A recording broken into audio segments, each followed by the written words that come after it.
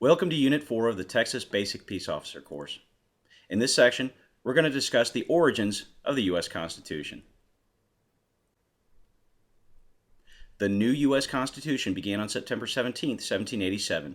That's when a convention of delegates from 12 states, all of them except Rhode Island, proposed a new constitution to the people through the Continental Congress for ratification.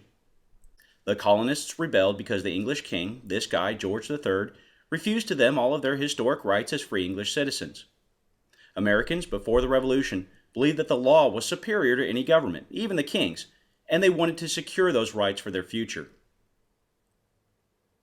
Now, specific ideas and content of the Constitution can be traced back more than 10 years to September of 1774. In September of 1774, delegates from 12 colonies convened for the First Continental Congress and was held in Carpenter's Hall in Philadelphia. Now, during this First Continental Congress, they voiced their complaints about the English government.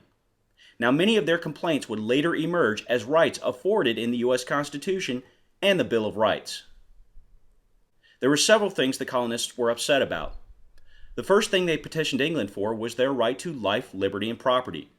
Basically, to provide for themselves and their families without any government interference. They were also not happy about the lack of right to trial by jury. This is a colonial courtroom and it looked very different from our courtrooms today. The right to trial by jury would be so important to the colonists that it would be established in the original text of the Constitution. It wouldn't have to wait for the Bill of Rights. Next, the colonists wanted the right to peaceably assemble and have the government consider their grievances. There were also several other rights that they asked England for. Of course, we know how this worked out. The First Continental Congress and its lists of rights were ignored by England. Fighting broke out at Lexington and Concord soon thereafter, starting the Revolutionary War. Now, most importantly, colonists would remember how they had been treated by the English government, and they took this to the table with them when they gathered, more than 10 years later, to write the new Constitution.